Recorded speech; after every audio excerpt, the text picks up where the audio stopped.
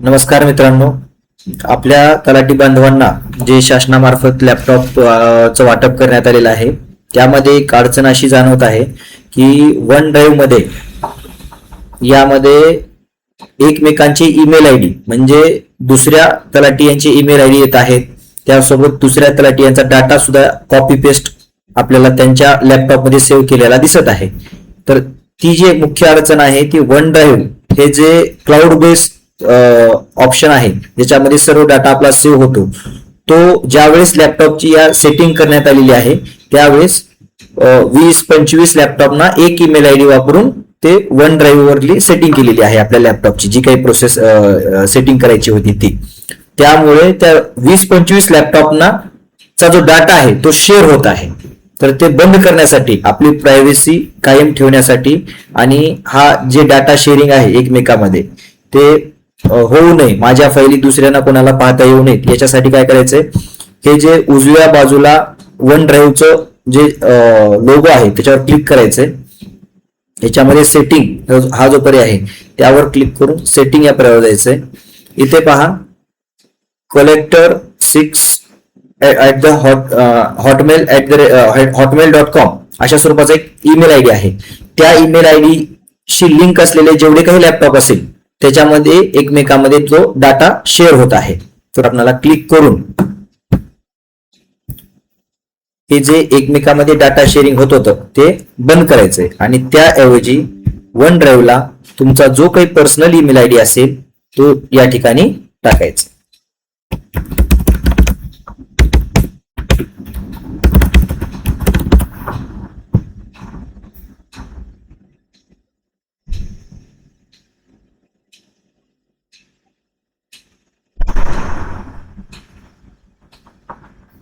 तर वन ड्राईव्हला तुमचं अकाउंट त्यासाठी असणं आवश्यक आहे, नसेल तर काढून घ्यावं लागेल तुमच्या ईमेल आय डीच.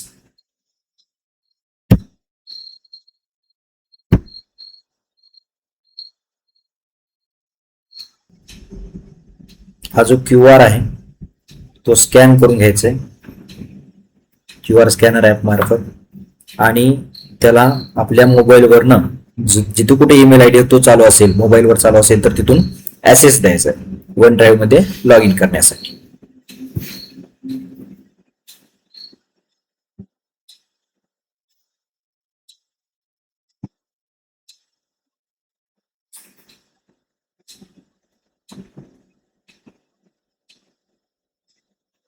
या ठिकाणी पाहू शकतो backup folders on this PC.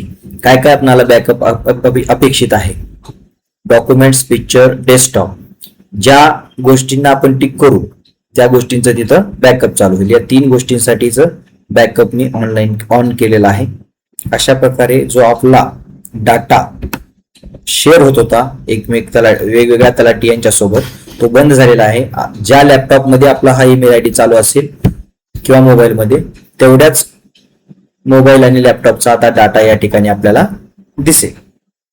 त्यासोबतच जे मायक्रोसॉफ्ट एज ब्राउझर आहे त्या ठिकाणी या ठिकाणी जर पाहिलं इथं लोगो, या ठिकाणी सध्या जी ईमेल आय डी आहे ती सुद्धा आपल्याला चेंज करून घ्यायचंय.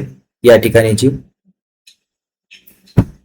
ही ईमेल आय डी मी सरळ रिमूव्ह करतोय प्रोफाईल, आणि जी माझी ईमेल आय डी आहे ती टाकून मी या ठिकाणी लॉग इन करणार आहे. मायक्रोसॉफ्ट एज ब्राउझर जे काही फेवरेट मधल्या लॉग इन सेव्ह केलेले असतील त्या सुद्धा या ठिकाणी दिसतील.